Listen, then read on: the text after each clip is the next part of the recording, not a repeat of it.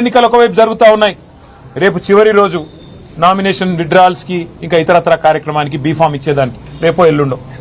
అలాంటి ఈ పరిస్థితుల్లో మున్సిపల్ ఎన్నికల్లో ప్రధాన ప్రతిపక్షంగా మేము ఎక్కడికక్కడ పోరాటం చేస్తుంటే క్షేత్రస్థాయిలో మా ఏకాగ్రతను దెబ్బతీయడానికి, ప్రజల అటెన్షన్ డైవర్ట్ చేయడానికి మళ్ళీ ఈ కాక్ అండ్ బుల్ స్టోరీ ఒకటి తయారు చేసి ఏదో జరిగిపోయింది వాళ్ళ కేసీఆర్ గారిని ఏదో విచారిస్తున్నారు, గ్రిల్ చేస్తున్నారు అంటూ కథనాలు వడ్డించి వార్చిన మరి ఈ ప్రభుత్వ అధికారులు వారికి ఇవాళ ఇతోధికంగా ఆదేశాలు ఇస్తున్న కాంగ్రెస్ పార్టీ పెద్దలు చూస్తూ ఉంటే మాకు అర్థం కావట్లేదు.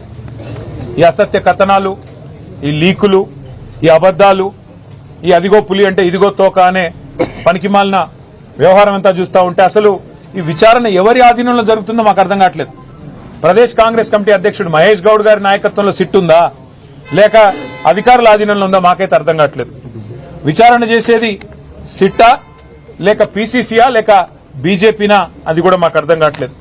వాళ్ళ రాష్ట్రంలో ఎంత దయనీయమైన పరిస్థితులు ఉన్నాయంటే నిన్నటికి నిన్న హైదరాబాద్ నడిబొడ్డున కోటిలో సుల్తాన్ బజార్ పరిధిలో పొద్దున 8 గంటలకి తుపాకీతో కాల్పులు జరిపి లక్షల రూపాయలు దొంగలు ఎత్తుకొని పోయినా వారి గురించి పట్టించుకునే నాదుడు గాని, ఈ రాష్ట్రంలో ఇంత దిగజారిన శాంతి భద్రతల గురించి పర్యవేక్షించేవాడు గాని, సమీక్ష చేసేవాడు గాని ఈ రాష్ట్రంలో ఎవరు లేరు.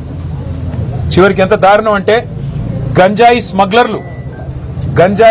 స్మగ్లర్లు ఈ రాష్ట్రంలో ఒక ఎక్సైజ్ కానిస్టేబుల్ ను బండి ఎక్కించి ఆ అమ్మాయిని చంపేస్తే కూడా ఈ రాష్ట్రంలో అడిగే నాతుడు లేడు, పట్టించుకునేవాడు లేడు.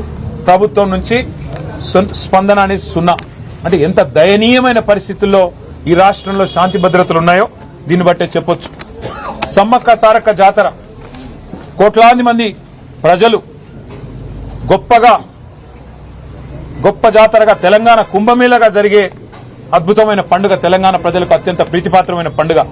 అలాంటి పండుగలో అధ్వాన్నమైన ఏర్పాట్లున్నాయని చెప్పి అక్కడ భక్తులు తిరగబడుతుంటే, అక్కడ భక్తులు ఇవాళ చివరికి మంత్రుల అద్దాలు ధ్వంసం చేస్తుంటే, మంత్రుల కార్ల అద్దాలు ధ్వంసం చేస్తుంటే ఎంత అధ్వానంగా ఈ రాష్ట్రంలో ట్రాఫిక్ నిర్వహణ, శాంతి భద్రతల నిర్వహణ, కనీసం ప్రజల మనోభావాల్ని గౌరవిస్తూ తెలంగాణ కుంభమేళాలో కనీస ఏర్పాట్లు కూడా చేయలేకపోతే సమీక్షించేవాడు లేడు.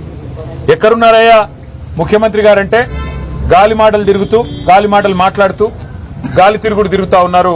రాష్ట్రంలో మాత్రం లేరు.